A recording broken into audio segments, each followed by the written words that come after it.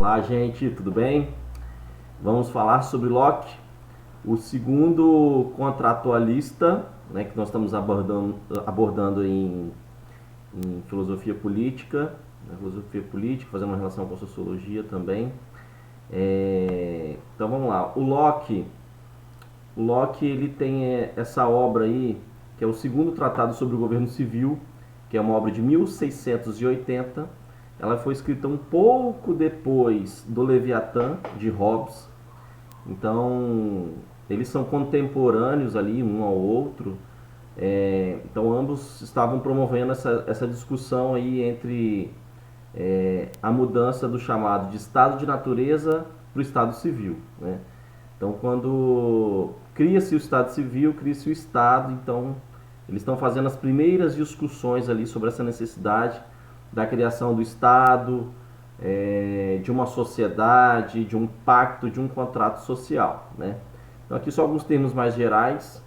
O Locke ele é considerado o pai do liberalismo, né? Nós vamos falar sobre isso durante a aula.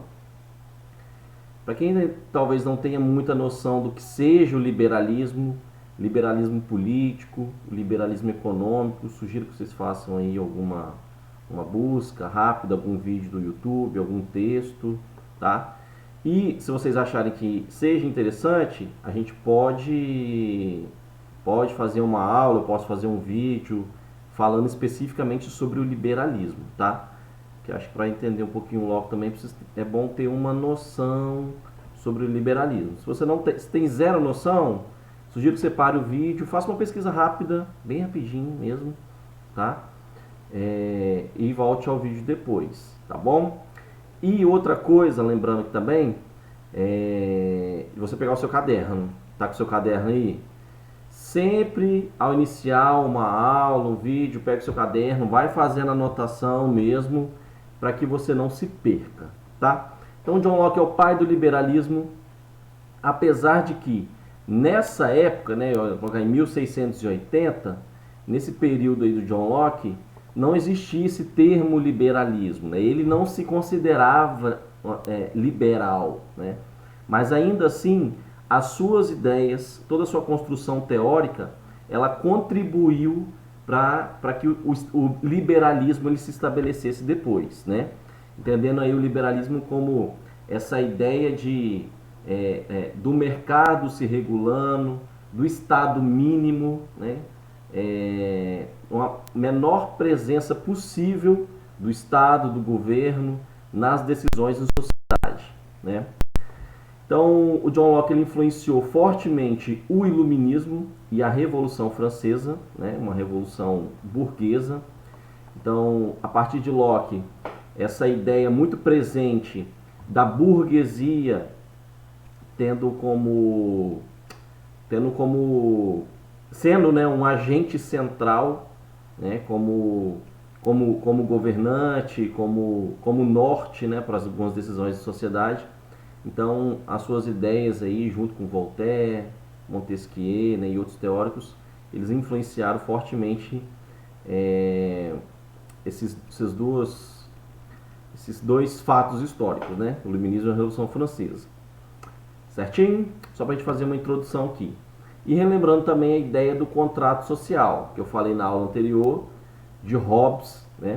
Mas só para a gente reforçar aqui, relembrar, em ambos estão falando o quê? De uma mudança do estado de natureza para o estado civil. Então nós temos um estado que é um estado natural, como nós somos na nossa essência, nós somos da nossa natureza.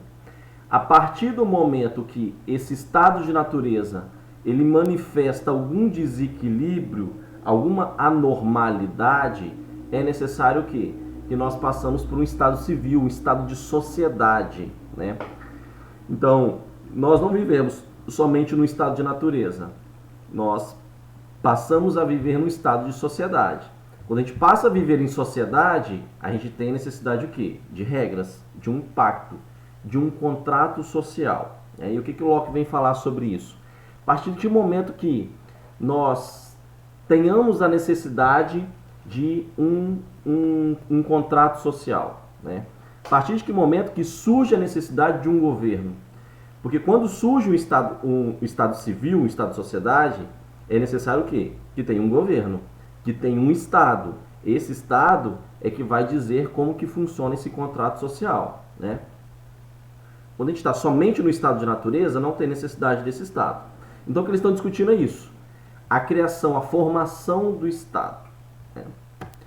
Certo? Então ele vai falar o quê? O que o Locke vai falar sobre o estado de natureza? Como que a gente é nesse estado de natureza? Lembra lá de Hobbes? Hobbes vai falar que no nosso estado de natureza, nós somos egoístas. Né? Nós somos egoístas na nossa essência. Já que nós somos egoístas, nós temos a necessidade de um governante, de um soberano, determinando o que nós faremos ou não, o que pode e o que não pode ser feito. Né? Locke, ele traz uma outra ideia sobre o estado de natureza. Ele vai falar o quê? Olha, não somente nós somos egoístas, né? Então ele vai falar que não. Ele vai por um outro caminho. Ele vai falar, olha, no nosso estado de natureza, nós somos livres. Nós somos livres. Nós somos livres e nós somos independentes. O estado de natureza, ele não é ruim. Não é um estado que ele é pautado na competição, no egoísmo, num estado de guerra e por aí vai. Não, né? O estado de natureza é um estado razoável, é um estado de paz, inclusive. Né? O Locke usa justamente esse termo, paz. Né? Então, ok, beleza. Esse é o estado de natureza.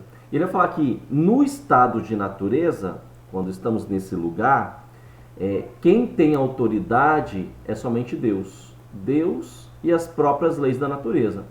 Porque se as leis da natureza elas se manifestam de uma forma pacífica, então não tem a necessidade, ou não teria necessidade de um governante, né, ou de um soberano para governar. Então somente Deus e as leis da natureza seriam suficientes, né, como elementos de autoridade nesse estado. Né? Ele vai falar o que? Olha, aí ele vai levantar a ideia, né, dos direitos naturais, e aí que ele compõe, né, o que ele chama do justnaturalismo. Ele vai falar, olha, quais são os direitos naturais que nós temos? O direito à vida, o direito à liberdade, à igualdade e à propriedade privada. Ele não deixa isso aqui de lado, porque ele é um forte representante da burguesia. Né?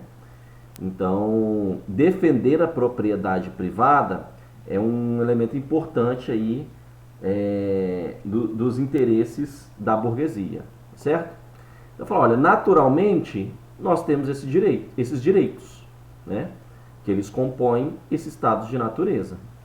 Então, o estado de natureza ele é ótimo, né? Um estado de paz, um estado onde nós temos aí a vida, a liberdade e por aí vai. Beleza. Então, se nós temos esse estado de natureza, por que há necessidade de um governo? Por quê? Por que nós precisamos de ter um estado de sociedade, um estado civil? Por quê? Aí, o que Locke vai falar? Locke vai falar que existe nesse estado de natureza alguns inconvenientes, aqui no segundo tópico. Existe, apesar de ser um estado pacífico, de paz, existem alguns transgressores das leis da natureza. E é para isso que existe o Estado. Para isso que há necessidade de um contrato social. Né? Ele é criado para defender os direitos naturais desses transgressores. Né? Então vai falar, olha, o Estado ele só serve para consolidar os direitos naturais, para garantir esses direitos naturais. Lembrando quais são os direitos naturais para Locke?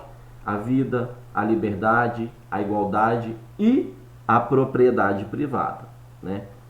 Esse, inclusive, é um dos argumentos que são mais usados para afirmar que ele é o pai do liberalismo.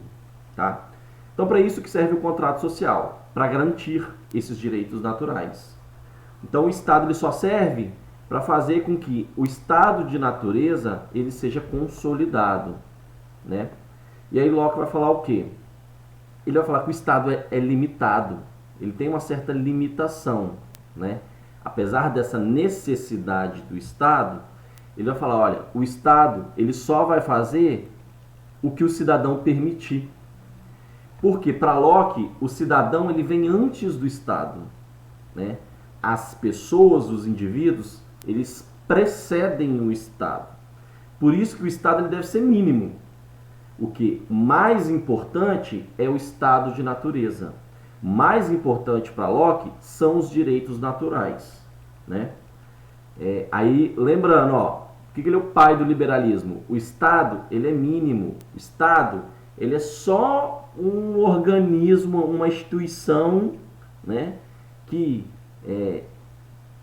vem para garantir esses direitos naturais. Então, olha, os direitos naturais, a propriedade privada, a vida, a liberdade, eles são maiores que o Estado, certo? Por isso que ele é o pai do liberalismo e foi iniciado aí como ponto de partida, né, para outros teóricos do liberalismo, do neoliberalismo e da burguesia para consolidar, né, essa ideia do liberalismo, certo? Então aqui, ó, só uma breve comparação entre Hobbes e Locke. Então Hobbes vai falar o quê? O que é o contrato social? É um pacto de submissão, porque ele vai falar que nós somos egoístas por natureza e por isso nós devemos abrir mão dos nossos direitos e nos submeter a um soberano, a um monarca, a um rei, né? Alguém que está acima de nós, porque ele sabe o que fazer, nós não sabemos, né? Porque já que a gente se mata aqui, nós somos egoístas, né? Hobbes vai falar isso. Locke não. Locke vai falar que o contrato social é um pacto de consentimento. Nossa, gente, agora eu fui ver que tem um erro aqui, um M. Tá, mas tudo bem, né? Ignora isso aí. Não vou editar o vídeo, gente, é muito complicado isso, tá? Então é isso, o Locke vai falar que é um pacto de consentimento, porque nós somos mais poderosos, temos mais força que o Estado. Então, a criação do Estado é uma criação nossa. Nós consentimos a criação do Estado, né? Tanto que Locke vai falar, olha, se o Estado for autoritário, nós devemos derrubá-lo. Se, em qualquer hipótese de tirania do Estado, se o Estado ele crescer muito, se ele for maior que a burguesia, maior que a propriedade privada, maior que as pessoas, maior que os direitos naturais, a gente deve minimizar ao máximo esse Estado. Então, Locke vai falar, nós é que definimos até onde vai o Estado. E aí o liberalismo vai falar o quê? O liberalismo vai falar, ele é pequeno, ele deve ser mínimo, já que nós é que definimos qual o tamanho e o poder do Estado. Certo, gente? Belezinha? Essa é a ideia geral, tá? De contrato social para Locke. Não sei, eu tô com a impressão que eu falei muito rápido. Não sei. Podem comentar aí e se tiver alguma questão que vocês gostariam de ampliar a respeito de Locke, pode comentar, mandar aí como dúvida, me chamar que a gente vai ampliando. Certo? Abraço em todos.